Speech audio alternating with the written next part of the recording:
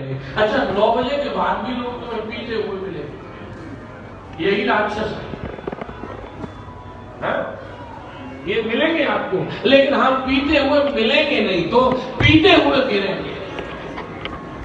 तो यही है महाराज, इन्होंने बारूणी मदिरा पी है और अंत में अमृत के लिए लड़ने लगे। महाराज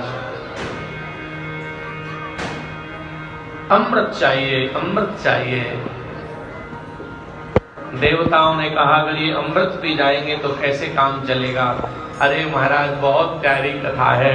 देवताओं ने भगवान से कहा कि प्रभु आप कुछ करिए कि अमृत हमें मिल जाए। तो भगवान की ज्यादा स्तुति की तो भगवान ने कहा अभी लो। महाराज आंख बंद करो, और आंख बंद करके जैसे ही खोली भगवान 16 वर्ष की कन्या बन गई। और महाराज इतनी, देखो इसमें कोई घबराने की बात नहीं। कौन बना कन्या? मोहन। और मोहन अब क्या बन गए? मोहिनी। तो ज्यादा अंतर नहीं। अब महाराज मोहनी ऐसी डाली, अब तो महाराज जैसे ही 16 साल की कन्या उनके भगवान आगे से निकले तो थोड़ा राक्षस खड़े थे ना, तो राक्षसों की तरफ थोड़ा भगवान हंस दिए, थोड़ा मुस्कुरा दिए। और जो मुस्कुराए तो राक्षस तो अमृत भूल गए। महाराज देखो कैसी सुंदर डाली है। महाराज पीछे पीछे चलने लगे, पीछे पीछे चलने लगे। और महाराज जो पीछे पीछे चले, भगवान जब ही राक्षस थोड़ा सा रुक जाए तो भगवान थोड़ा उनकी तरफ फिर और आंख वाँख चला दे थोड़ा, अब फिर ताप दौड़ने लगे। और महाराज बिल्कुल पागल हो गए जब। और राक्षस एक दूसरे से कहते हैं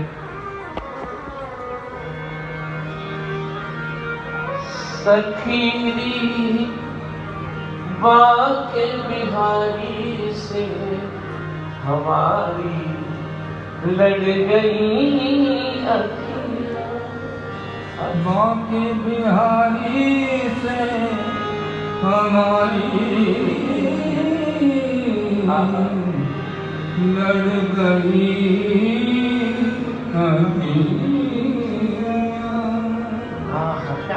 भगवान है ही ऐसे हैं। भगवान बहुत प्यारे हैं। आप वृंदावन जाते हो ना, तो वृंदावन में आप जाते हो तो बिहारी जी में खड़े हो जाओ तो पुजारी 1 मिनट नहीं होने देते। तब तक क्यों करते हैं पता है? इसलिए करते हैं क्योंकि ये ठाकुर जी है ना, ये भी आंखें जल्दी थोड़ा लड़ाने लग जाती है। हाँ?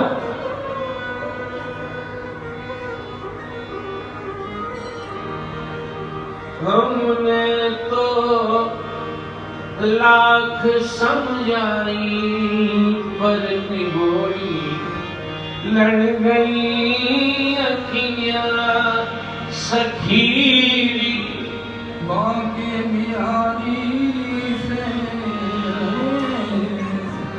हमारी लड़ गई।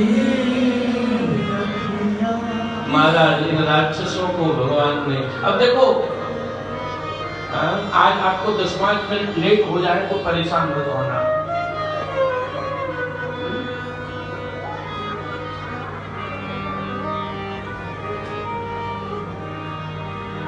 सिया राम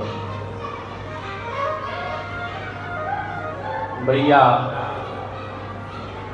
हमारे भक्ति रस प्रवाह वाले जो भैया लोग हैं इनका बड़ा उपकार है। हाँ? भक्ति रस यहाँ का ही है, खुशहालपुर का, इनका बहुत प्रभाव है। महाराज भैया लोग बिल्कुल इस कथा को घर घर में पहुँचाने के लिए तत्पर रहते हैं। मैं तो इनका बहुत बड़ा समाज के ऊपर ऋण है कि जो नहीं आ पाए उन तक ये कथा पहुँचा देते हैं।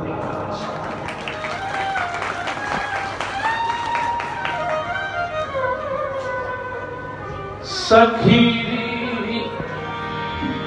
बाके बिहारी से हमारी लड़ गई। अब देखो एक बात कहे आपसे, ये राक्षस भगवान के पीछे भाग रहे हैं और भगवान थोड़े से मुस्करा देते हैं। हाँ? और मुस्करा देते तो राक्षस और ज्यादा पागल हो जाते हैं। हाँ?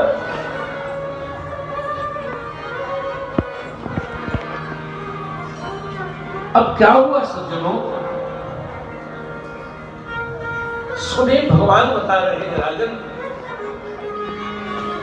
राक्षसों ने भगवान से कहा आप बहुत सुंदर लगती हो। अब भगवान हंस रहे बोले लगती नहीं लगता हूं, पर अभी तो लीला कर रहा हूं। अच्छा कोई बात नहीं, हमारे भाई भाइयों में झगड़ा हो गया है, आप अमृत बांट दो। और महाराज भगवान आ गए, अमृत बांटा महाराज, देवताओं को पिला दिया। इस कथा से एक संकेत मिल रहा है, क्या किसी के रूप पर ज्यादा लट्टू मत होना, नहीं तो ठग लिए जाओगे प्यारे। किसी के रूप पर ज्यादा आकर्षित हुए तो ठगे गए। अच्छा, जिनका रूप बहुत सुंदर होता है, ऐसा मैं नहीं कह रहा कि सब, लेकिन रूप सुंदर होता है, ये जरूरी नहीं कि वे सुंदर ही हो, क्योंकि कई बार डिब्बा बहुत अच्छा होता है, सामान खराब रहता है, पैकेट बहुत बढ़िया। बल्कि एक और बात कहूं क्या, नकली सामान बिकता ही बढ़िया पैकिंग में। इसलिए प्यारे, रूप अगर किसी का बहुत सुंदर है, तो मैं तो कई बार कथाओं में कहता हूं, रूप अगर किसी का सुंदर है और किसी के रूप पर अगर अपने आप को बलिहार करना है, तो श्री ठाकुर जी है और कोई नहीं।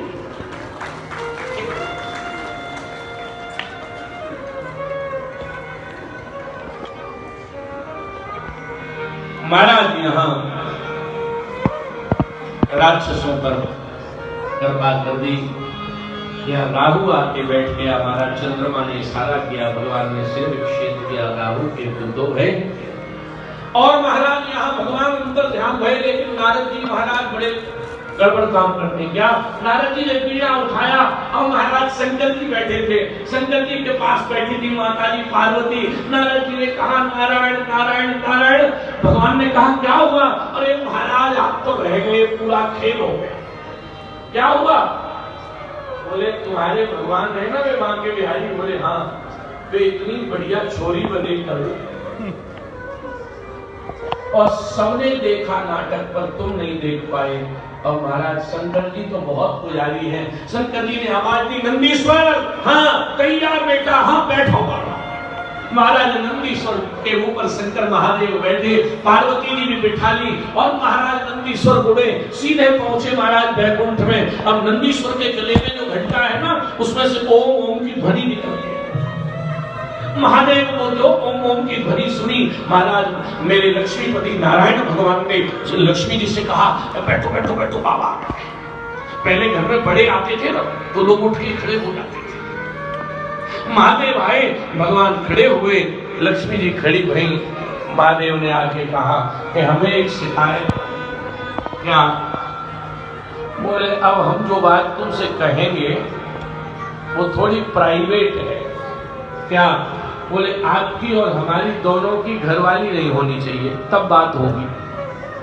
अच्छा नहीं बता दो। बोले चलो।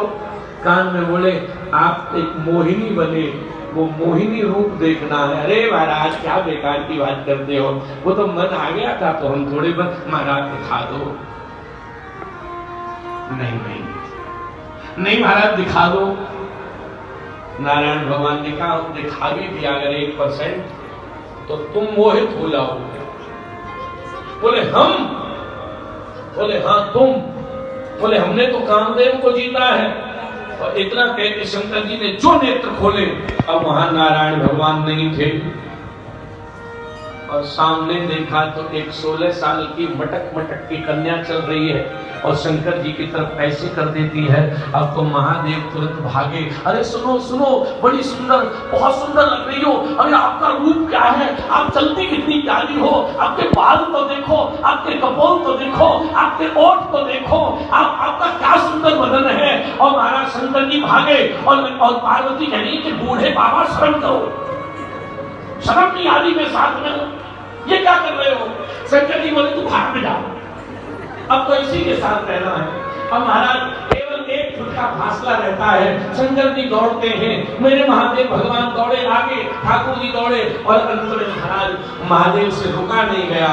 एक वृक्ष के पास गुलाब के पौधे खड़े हैं, खुशबू आ रही है, मोगरा है, चमेली है, चंपा है, महाराज नाग केसर है, मोथा है। महाराज उसने लिली के फूल में वहां जाके भगवान शंकर से रुका नहीं गया। सो महाराज जाकर के एकदम बाहों में खड़ा है और बाहों में जो भरा सो ये आवाज दी उस कन्या ने कि आंखें तो खोलो जरा, हमें देख तो लो कैसी है। और जो आंख खोली है तो सामने लक्ष्मी कांतम कमल नयनम पद्मनाभम सुरेशम। ओहो, शंकर जी लज्जित हो गए। यहाँ शंकर जी का ब्रह्मचर्य भंग हुआ।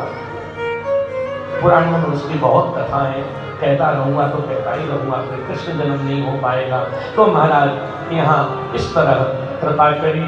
फिर राजा बलि के यहाँ भगवान वामन बन के गए और वामन बन के राजा बलि पर कृपा करी है। 3 पद में राजा बलि का सब कुछ नापा भगवान ने और अंत में स्वयं बलि के द्वारपाल बन गए। सज्जनों, इसी स्कंद के अंत में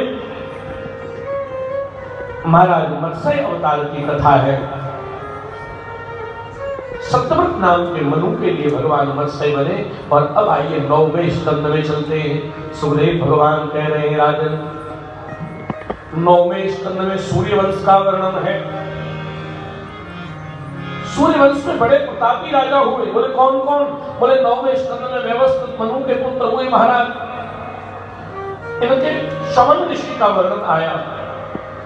सुकन्या से इनका विवाह हुआ, नभग हुए, नाभाग हुए, अम्बरीश हुए। और अम्बरीश को महाराज ऐसे भक्त थे कि आपको सुन के हैरानी हो गई। अम्बरीश अपने हाथ से भगवान की सेवा करते थे। मैंने कल भी कहा था और मैं आपको रोज कहता रहूंगा, मैं तो राकेश जी का बहुत मोहब्बत रही कि उन्होंने इतना बड़ा आयोजन इतने आनंद से रख लिया। मैं तो सच कह रहा हूं आपसे, आप मिले हो, कथा सुन रहे हो, इसलिए कोई लोभ नहीं है, बिल्कुल बता दूंगा। जीवन में आप भगवान की सेवा और आपके घर कोई संत पधारे तो उनकी सेवा अपने हाथ से करना नौकर चाकरों से मत करवाना। आप कहेंगे क्यों? क्योंकि ये सेवा भाव से की जाती है, क्रिया से नहीं की जाती। और भाव का बड़ा महाराज है।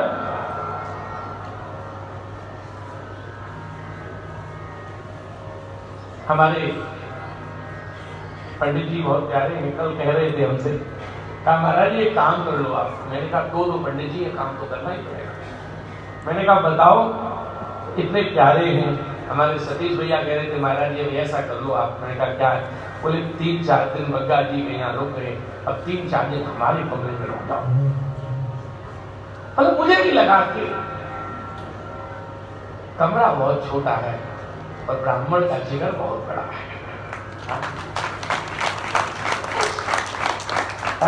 कौन साहब किसके यहाँ आता है और कौन किसके यहाँ जाता है? ये तो ईश्वर का विधान है साहब।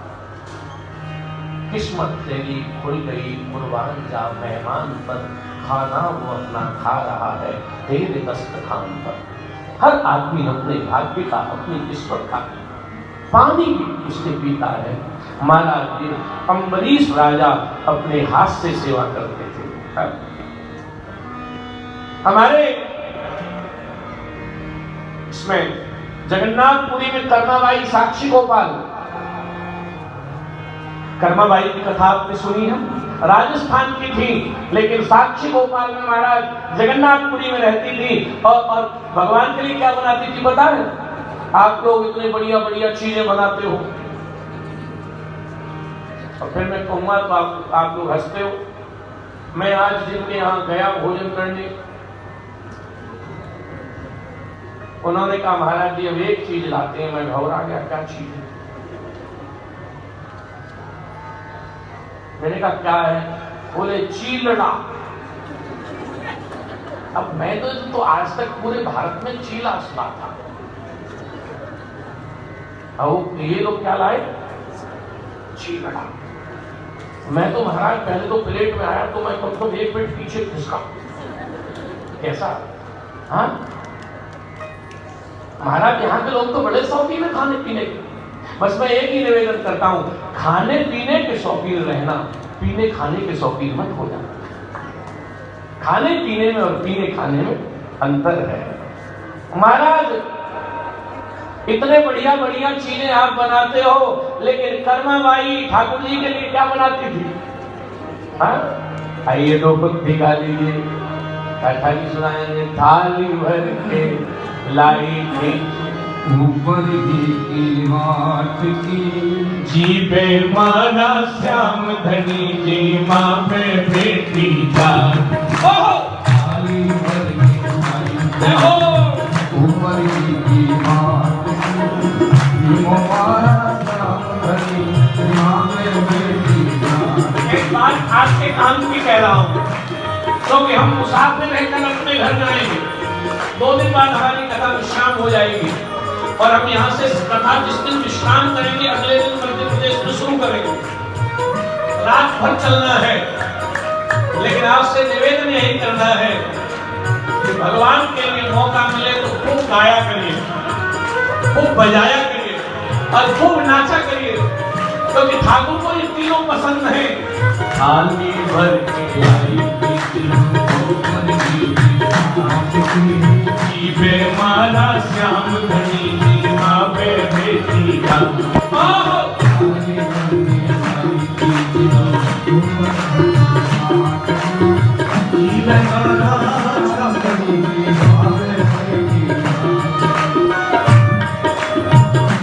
मारो काम करो ना, मारो काम करो ना, जाने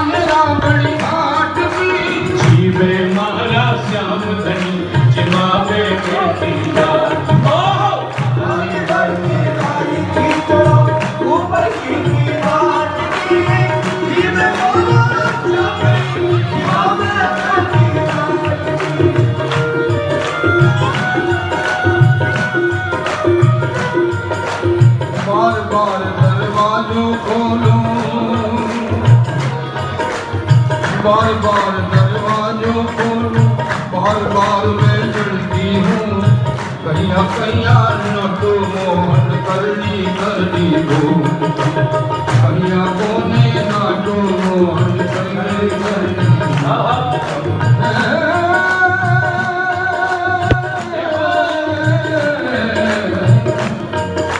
साची प्रीत प्रभु से हो तो, साची प्रीत प्रभु से हो तो, मूर्ति बोले काट की। जीवे माला श्याम धनी शिवा में बेटी जान।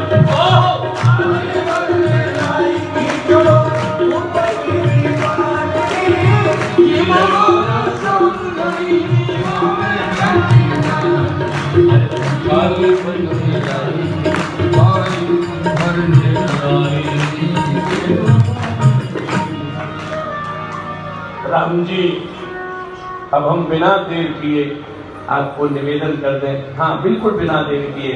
महाराज, इस वंश में हुए अम्बरीश और आगे चल के महाराज इसी वंश में सगत के 60,000 पुत्रों की कथा है।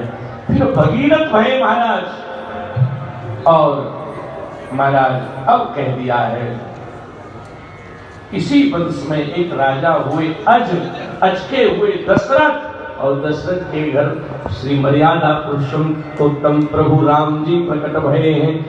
जो कहा राम जी प्रकट भये, कैसे? एक तो आइए 2 मिनट में राम जी का जन्म मना ले।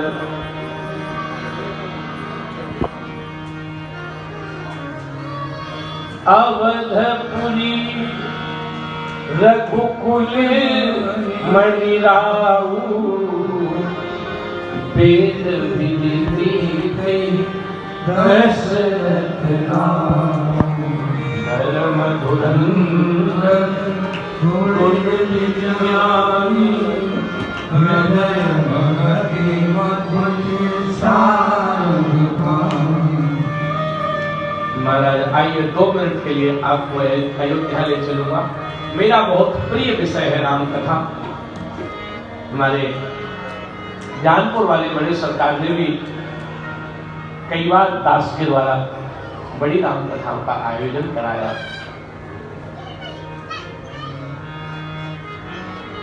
कौशल्यादिलादि प्रिय अवधेश चक्रवर्ती जी सम्राट हैं और दशरथ जी की 3 रानियां हैं, कौशल्या, कैकेयी और सुमित्रा।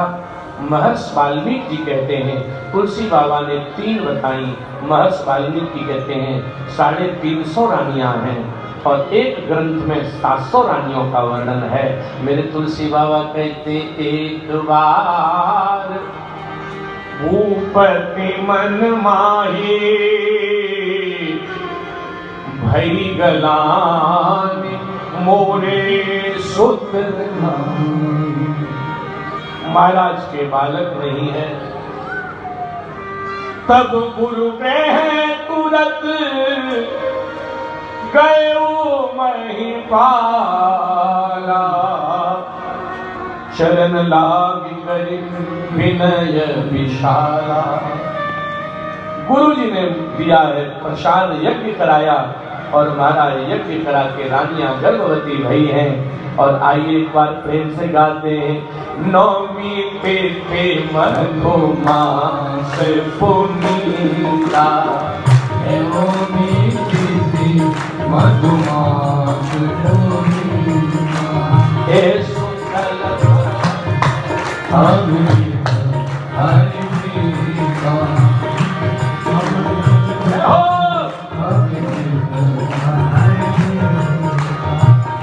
मध्य दिवस शीतल धामा पावन काल लोक विश्राम। शीतल मंदर सुरभि बनमा। शीतल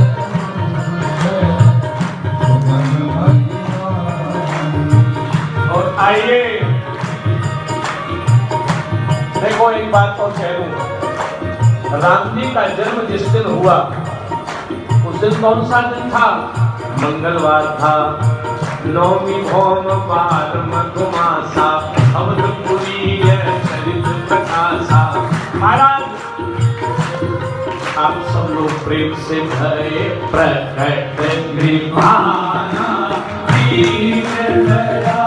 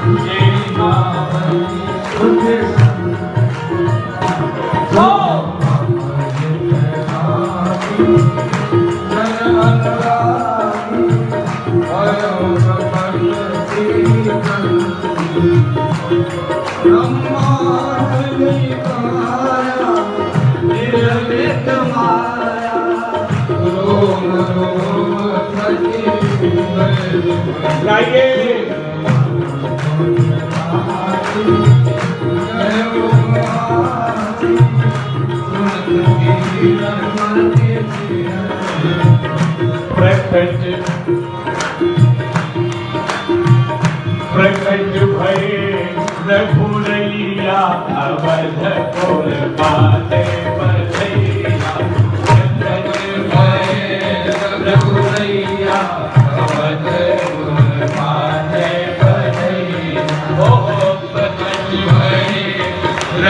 भैया अवध मूल पावे भैया अवध भैया अवध मूल पावे बाजे भैया बाजे भैया बाजे भैया देखो बाजे भैया बाजे भैया देखो बाजे भैया बाजे भैया देखो बाजे भैया भरे चारों भैया अवध बाजे भैया चारों भैया बधाई हो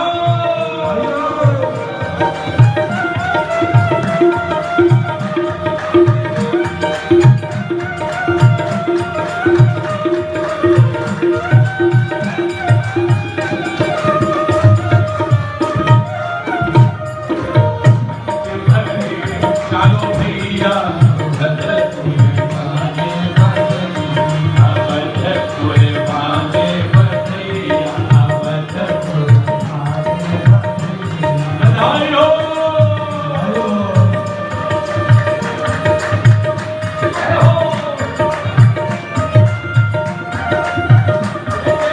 हो जय हो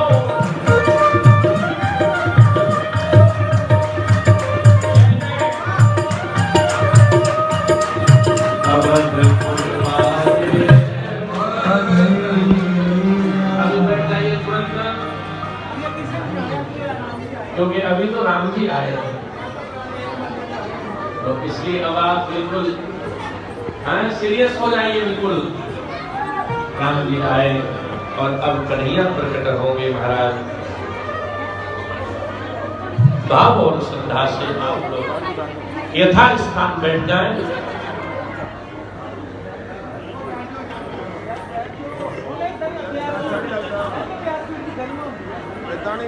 आप लोग विराज जाइए जो जहां है। विनती है आपसे कि आप लोग जो जहां है वो वहां विराज जाए और पूर्ण मर्यादा, क्योंकि ये मर्यादा पुरुषोत्तम का प्राकट्य हुआ है, तो आप लोग बहुत मर्यादा का पालन। और अभी फिर ठाकुर जी प्रकट होंगे वाक्य बिहारी, तो आप सबसे विनती है, ये आपका अपना आश्रम है, इसलिए यहाँ की व्यवस्था आपको स्वयं बनानी है। किसी भी व्यक्ति को यहाँ अमर्यादा का कोई अधिकार नहीं है, क्योंकि यहाँ कोई अपना और पराया नहीं, यहाँ सब बाबा लाल जी के ही सामने। इसलिए आप सब लोग बहुत मर्यादा से विराजेंगे।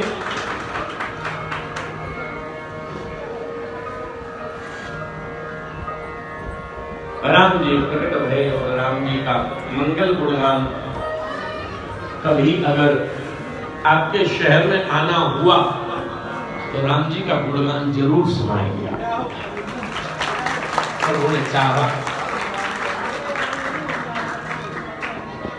हमारे पंडित जी तो भाव वाले हैं, वे कह रहे नहीं महाराज जी अगली साल राम कथा ही होगी, यही होगी, ये इनका भाव है।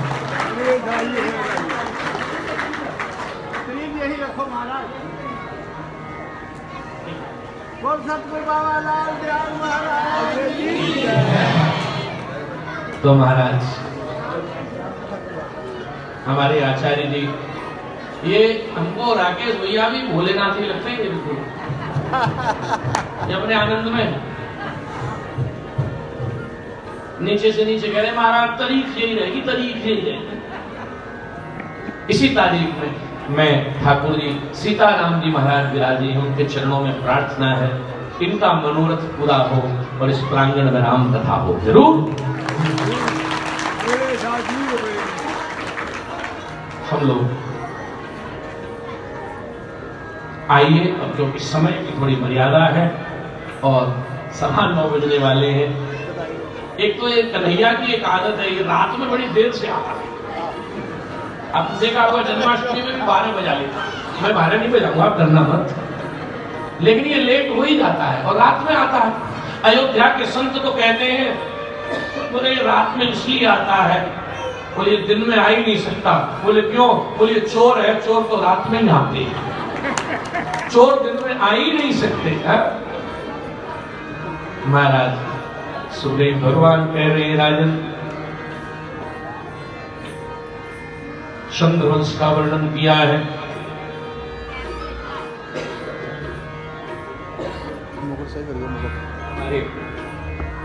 आचार्य जी श्रद्धेय श्री पूज्य कृष्ण मुरारी जी महाराज का जो राधा चालीसा है, तो आज हम यहाँ कहेंगे कि कुछ जो सेवा भावी भाई बहन हो वो उसको उन लोगों में वितरित जरूर कर दें जो राधा चालीसा का पाठ करें, तो ये जरूर महाराज से पूछें।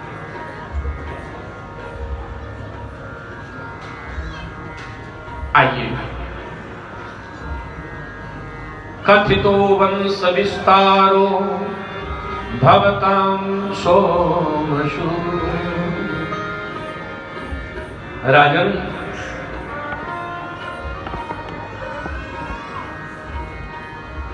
सूर्यवंश का वर्णन सुनो।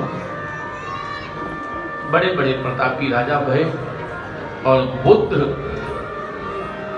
चंद्रमा, और यहां से चंद्रवंश प्रारंभ हुआ।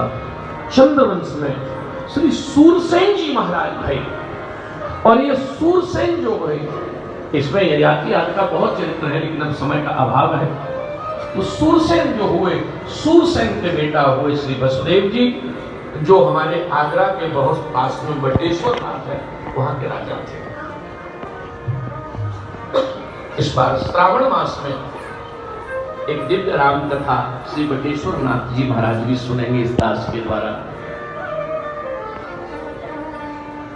सुखदेव भगवान कहते हैं, राजन आज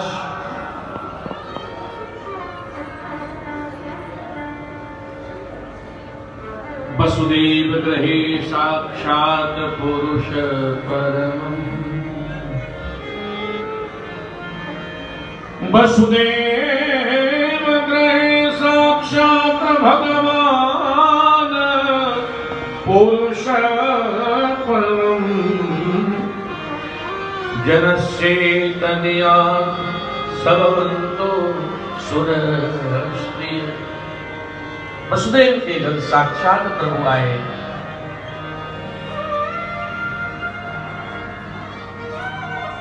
वसुदेव का विवाह देवकी से हुआ। वसुदेव की 7 पत्नियां हैं, गौरवी, रोहिणी, भद्रा, मदिरा, रोचना, इला।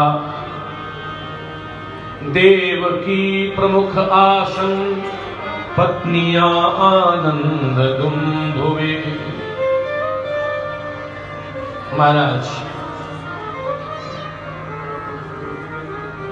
इन्हीं देवकी के गर्भ से भगवान प्रकट हुए। पूछा भगवान कैसे हुए प्रकट? कहा ये देवकी को जब विवाह हुआ तो कंस अपने हाथ से गाड़ी लेके जा रहा था, और कंस जब लेके जा रहा था महाराज, आकाशवाणी उसी समय हुई, कंस जिसे इतने प्रेम से लेकर जा रहा है, इसी का अष्टमो गर्भ हो, इसी का 8वां गर्भ तेरा काल होगा। महाराज हलचल भई पेट में, कृपाण तलवार निकाली और मारने लगा देवकी को। वसुदेव जी ने हाथ पकड़ लिया। तुम्हें पता है कंस, स्त्री पर हाथ उठाने वाला व्यक्ति दुनिया में सबसे कमजोर होता है, इसलिए महाराज नारी पर कभी हाथ नहीं उठाना चाहिए। मेहरबानी करके मत मारो, और अगर तुम ये कह रहे हो कि इसका बालक तुम्हें मारेगा, तो कंस इस दुनिया में अमर तो कोई नहीं है, मरना तो सबको ही पड़ेगा। बड़ी देर में एक विचार आया, कंस ऐसा करो, देवकी को और हमें दोनों को कारागार में डाल दो, हमारे जो बालक होगा हम आपको सौंप देंगे। सुखदेव भगवान ने कहा, राजन देवकी और वसुदेव कारागार में डाले। 1 वर्ष बाद देवकी के गर्भ से एक पुत्र का जन्म हुआ, और ये पुत्र का जन्म महाराज जैसे ही हुआ,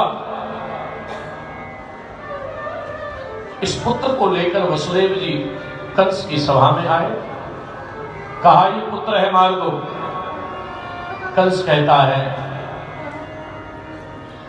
मेरा काल तो 8वां है और ये पहला है। मैं क्यों मारूं? तब तक तो नारद जी हाथ में एक फूल लेके आए, और फूल भी कौन सा था पता? भाजपा का चुनाव चिन्ह, कमल का फूल घुमाते हुए आए, और कमल का फूल तो घूम ही रहा है, तो घुमाते हुए आए और आते हुए तुरंत कहते हैं इसमें 8 पंखुड़ियां हैं कंस। बोले हाँ, तो इसमें पहली कौन सी है? कंस ने कहा ये, और यहाँ से गिरना, बोले ये, यहाँ से गिरना ये। नारद जी ने सब 8वीं बता दिया।